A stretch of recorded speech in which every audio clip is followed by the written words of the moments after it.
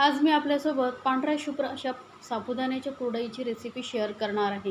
ही साबुदाण्याची कुरडई बनवण्यासाठी आपण इथे साबुदाणा शिजवणार नाही आहोत, तरी ह्या कुरडया बघू शकता की ते एकदम परफेक्ट आणि पांढऱ्या शुभ्र झालेल्या आहेत आणि चवीला खरंच खूप भारी लागतात. एकदा नक्की बनवून पहा. पांढऱ्या शुभ्र अशा या कुरडई जेवढ्या बनवायला सोप्या आहेत ना, चवीला तितक्याच भारी लागतात आणि आपण तळल्यानंतर ना बघू शकता दुप्पट तिप्पट फुलतात ह्या कुरडया. आणि एकदा बनवा आणि वर्षभर स्टोअर करून ठेवा, जराही खराब होत नाही. तर मी तुम्हाला तळून दाखवते, बघू शकता. तेल चांगलं तापलं की यामध्ये कुरडई टाका आणि बघू शकता मस्त दुप्पट तिप्पट या कुरडई कशा फुलतात आणि कुरकुरीत होतात. तर बघू शकता तिप्पट फुललेले आहेत या कुरडया मस्त अशा आणि चवीला खरंच खूप भारी लागतात. बाकीच्या कुरडया कशा जास्त मेहनत घ्यावी लागते, पण यांना जास्त मेहनत लागत नाही, झटपट होतात. कोणालाही सहज जमेल, एकदम व्यवस्थित अशी मी तुम्हाला ही रेसिपी सांगणार आहे. तर एकदा नक्की बनवून पहा या उन्हाळ्यामध्ये आणि मला सांगायचं आहे बरं का तुम्हाला ही रेसिपी कशी वाटली. तर सुरुवात करूया आपण. तर त्यासाठी आपल्याला सर्वात साहित्य लागणार काय म्हणजे साबुदाणे. ते अर्धा किलो मी साबुदाणे घेतलेले आहेत. मध्यम आकाराचे जे साबुदाणे असतात ना ते घ्यायचे, जास्त बारीक किंवा मोठे असतात ते घ्यायचे नाही. मध्यम साईजचे असतात ते साबुदाणे घ्यायचे. आता इथे साबुदाणे ना मी धुवून घेते. 1-2 वेळा स्वच्छ धुवून घ्यायचं, म्हणजे काय होतं यावरती जी पावडर वगैरे असतो, स्टार्च असतो, तो निघून जातो आणि आपल्या कुरडयाच्या पांढऱ्या शुभ्र होतात. तर या साबुदाणे मी छान असे धुवून घेते. हाताने हलके-हलकेसे चोळायचे, जोरात दाबून दाबून चोळायचे नाही. आता यामध्ये सर्व पाणी काढून टाकल्यानंतर यामध्ये घालायचं आहे पाणी. तर पाणी बघा कमी जास्त झालं तरी काही प्रॉब्लेम नाही आहे. साबुदाणे भिजून पूर्ण वरती पाव इंच एवढं पाणी राहील एवढं आपल्याला पाणी घालायचं आहे. बघू शकता पाव इंच ते अर्धा इंच पाणी राहील एवढंच घालायचं आहे. आता याला झाकून 7-8 तास असंच आपण ठेवून देणार आहोत. तरी बघा सकाळी मी भिजत घातले होते, आता संध्याकाळ होत आलेली आहे. साबुदाणे छान असे भिजलेले आहेत, बघू शकता मस्त नरम झालेले आहेत आणि आपण ज्या भांड्यामध्ये ठेवलं ते भांडं पूर्णपणे वरपर्यंत भरलेलं आहे. आता मी काय करणार आहे, याला ना एका मोठ्या भांड्यामध्ये काढून घेते. तर हे असं नाही की पाण्याचं प्रमाण कमी जास्त झालं तर काय होईल, काही नाही, थोडंसं जास्त झालं, साबुदाणे चांगले भिजले जातात, काही प्रॉब्लेम नाही आहे. तर सर्व साबुदाणा जो आहे मी एका मोठ्या भांड्यामध्ये काढून घेतलेला आहे.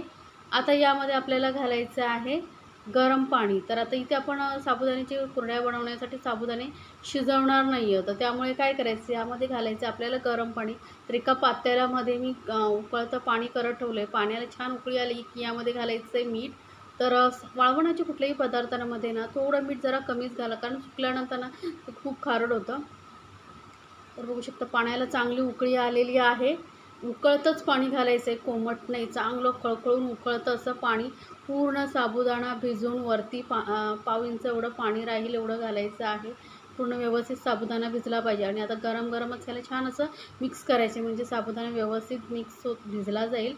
आता याला लगेचच झाकून आपल्याला कमीत कमी 10 ते 12 तास किंवा पूर्ण रात्रभर ठेवायचं आहे. तर इथे बघा पूर्ण रात्रभर मी साबुदाणे भिजत ठेवले होते, मस्त असे भिजले आहेत, एकदम नरम झालेत. हातानेही असे दाबले जातात. आता काय करायचं, याला आपल्याला ना वरखाली छान असं मिक्स करून घ्यायचं आहे. मोकळा मोकळा करून घेऊया साबुदाणा. इथे अर्धा किलोमध्ये ना तुमच्या व्यवस्थित 40 ते 45 कुरडया होतात. तरी बघा साबुदाणा छान असा मऊसूत झालेला आहे, भिजला गेलेला आहे. आता काय करायचं, आपल्याला एक अशी जाळी घ्यायची आणि मोठं भांडं घ्यायचं आहे. जाळीवरती काय होतं, व्यवस्थित याचं बारीक होतं, किंवा तुम्ही मिक्सरला लावलात ना तर त्यामध्ये काय मध्ये मध्ये दाणे राहण्याची शक्यता असते. त्यामुळे ही अशी एखादी वाटी घ्यायची आणि दाबून दाबून हे बघा पटापट वाटलं जातं, जास्त वेळही लागत नाही. 5 ते 10 मिनटामध्ये तुमचे साबुदाणे छान असे चाळणीवरती बारीक होऊन जातात. तर बघू शकता किती पटापट बारीक होत आहेत आणि एकदम मस्त असं स्मूथ असं आपल्याला हे पीठ तयार होतं. तर पटापट होतं. तर बाकीचेही साबुदाणे मी यांना याच पद्धतीने चाळणीवरती मस्त घासून घासून याचं पीठ करून घेते. साबुदाणे चांगले भिजले ना की तुम्हाला वाटायला जराही वेळ लागत नाही. जर कमी भिजला गेला तर थोडा प्रॉब्लेम येऊ शकतो, पण पाणी मी जसं सांगितलं आहे तसं घातलात तर एकदम परफेक्ट भिजतं. आता हे साबुदाणे आपले बारीक पिसून झालेले आहेत. आता काय करायचं, चकलीचा साचा घ्यायचा. यामध्ये ना 2 प्लेट्स असतात, ही एकदम बारीकवाली असते आणि दुसरी असते ही अशी जाडीवाली. तर मी काय करणार आहे, जी बारीकवाली आहे ना ती घेणार आहे. कारण काय होतं माहिती आहे, कुरडया ना सुकल्यानंतर आपण जेव्हा तळतो ना तेव्हा मग त्या दुप्पट फुलतात आणि जर मोठीवाली घेतलात तर खूपच जाड होतील. त्यामुळे बारीक असते ना जाळी ती घ्यायची. ती जाळी व्यवस्थित आतमध्ये लावून घ्यायची. आता इथे आपल्याला तेल वगैरे लावायचं नाही आहे लक्षात ठेवा. कारण जर तेलाचा वास कुठल्याही वाळवणाच्या पदार्थामध्ये मग ना जसं आपण ठेवतो साठवून तेव्हा ना खूप उग्र असा वास येतो, तेलकट वास येतो. त्यामुळे ना तेलाचा अजिबात स्पर्श न करता आपल्याला ह्या कुरडया बनवायच्या आहेत. आता यामध्ये दाबून दाबून चमच्याच्या साहाय्याने हे पीठ सर्व भरून घ्यायचं आहे. बघू शकता मस्त असं दाबून दाबून आणि पीठ नरम आहे ना त्यामुळे काय होतं कुरडया करायलाही पाडायलाही जास्त वेळ लागत नाही. पटकन म्हणजे पाडल्या जातात. तरी बघा साच्यामध्ये मस्त असं पीठ हे व्यवस्थित दाबून दाबून भरून घेतलेलं आहे. साचा बंद करून घेऊया आणि आता या कुरडया ना तुम्ही कॉटनच्या म्हणजे असं कापड घ्या, त्यावरती करू शकता, प्लास्टिकवरती करू शकता, काही प्रॉब्लेम नाही आहे. पण मी काय करणार आहे माहिती आहे, एक चटई आणली त्यावरती प्लास्टिक शीट अशी घातलेली आहे पातळ अशी आणि यावरती कुरडया करणार आहे. बघू शकता मस्त अशा कुरडया पडतात पटकन. पांढऱ्या शुभ्र आपल्या कुरडया तयार होतात. छान अशा उन्हामध्ये वाळवून घ्यायच्या. तर काय होतं माहिती आहे, आपण इतर ज्या कुरडया करतो तांदळाच्या, गव्हाच्या तेव्हा आपण ते शिजवून घेतो.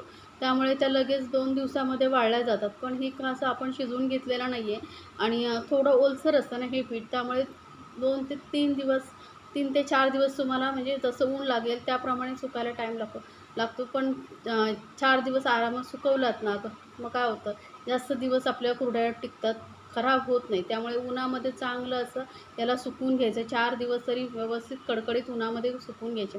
तर हे बघा पटापट आपल्या कुरडया पाडून होतात, जास्त वेळ लागत नाही. मस्त अशा कुरडया पाडून झालेल्या आहेत. जास्त जाड नाही करायचे बरं का, म्हणजे काय होतं सुकायलाही जास्त वेळ लागतो. त्याला उन्हामध्ये चांगलं असं 3-4 दिवस वाळवून घेऊया. काय होतं माहिती आहे, एक दिवस सकाळचं ऊन छान लागलं ना की संध्याकाळी तुम्ही बघू शकता वरची बाजू चांगली सुकली जाते.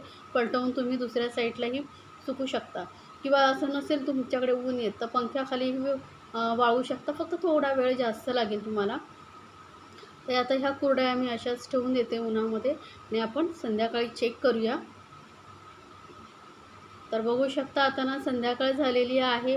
कुरडया आपण चेक करूया. एका साईडने छान अशा सुकल्या गेलेल्या आहेत.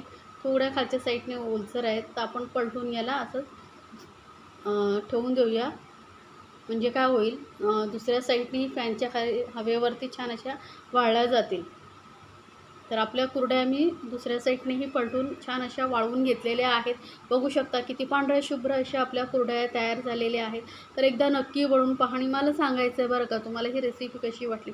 अशा छान छान रेसिपीसाठी आपल्या चॅनलला सबस्क्राईब करा आणि सोबत जी बेल आयकॉन असते ना त्यावरती क्लिक करा. म्हणजे काय होईल ज्या नवीन रेसिपीची नोटिफिकेशन लगेचच तुमच्यापर्यंत पोहोचेल. याआधीही माझ्या चॅनलवरती गव्हाच्या कुरडया, तांदळाच्या कुरडयांची रेसिपी मी शेअर केलेली आहे.